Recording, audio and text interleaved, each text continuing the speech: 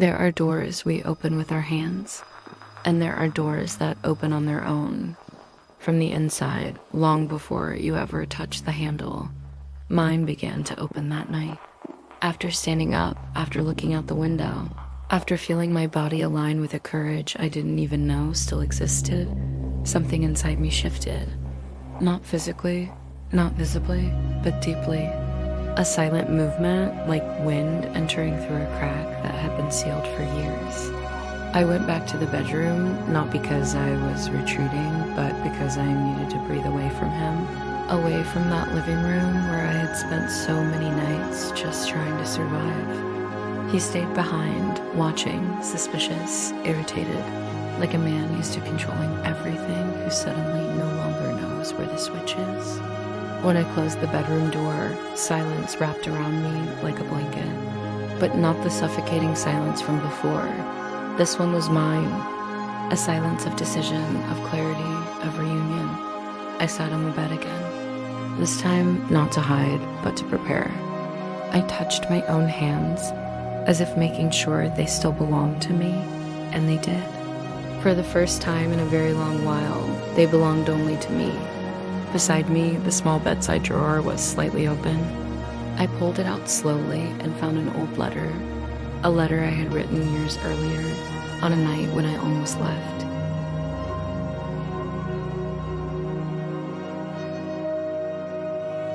If you are reading this, it's because there is still a part of you that believes you deserve to live.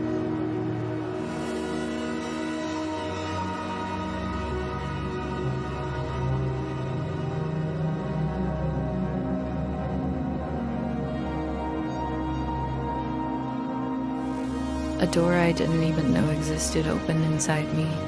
It felt like my heart shifted, like it finally found room to beat at the right rhythm. Something expanded in my chest. It wasn't anger, it wasn't pain, it wasn't urgency, it was freedom. An inner freedom, a breath, a go, it's time. I stood up again, this time more firmly than before. With every step I took inside that room, I felt a clarity I hadn't known in years. I was no longer waiting for permission. I was no longer waiting for an external sign. I was no longer calculating risks, silently anticipating moods. I was decided. The inner door, the one I had never dared to touch, was now wide open. And when inner doors open, nothing on the outside stays the same. I walked to the closet and opened it slowly. The smell of the clothes, so often tied to moments of control and manipulation, now felt foreign, as if it no longer belonged to my life. I took a small bag, one I had bought myself before everything collapsed inside me, and placed it on the bed. It wasn't a suitcase. It wasn't a rushed escape. It was a quiet preparation. I put only the essentials inside the bag. 2 changes of clothes, my documents, and the letter. Yes, the letter. Because I wanted to remember who had written those words and who was reading them now. As I packed, I heard footsteps in the hallway. Heavy, angry. He was coming, and still, my hand didn't shake. The bedroom door opened without warning, as it always did. But this time, my soul didn't shrink. "What are you doing?" he asked, his voice heavy with threat. I didn't answer, not because I was afraid, but because he no longer had the right to my answers. He stepped closer, trying to see the bag on the bed. And when he did, his face changed. First to surprise, then to anger, and finally to something he would never admit, not even to himself. Fear. "You're not going anywhere." If he had said that yesterday, I would have believed him. But in that moment, it almost sounded absurd.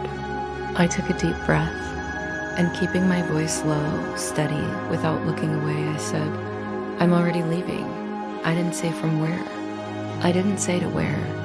The truth was, I was going back to myself, and no man can stop that journey. He took a step toward me, and then something else happened that had never happened before. My body didn't step back. Instead, I straightened up. I held my presence. I occupied the space he had always tried to take away from me, and what I saw on his face wasn't confidence. It was panic. Because when a woman you thought was broken stands up whole, fear is inevitable.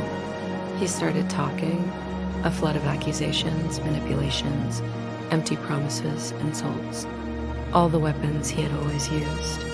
But none of them reached me anymore, because when the inner door opens, no outside poison gets in.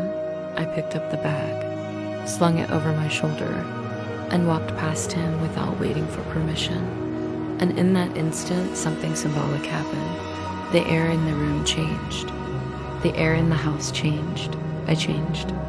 The inner door was open, and now all that remained was to open the outer one. If this story resonated with you, subscribe to the channel so you don't miss what comes next. And be sure to watch the next video, where this journey continues in the next section, or perhaps in the next series, as the final steps toward freedom begin.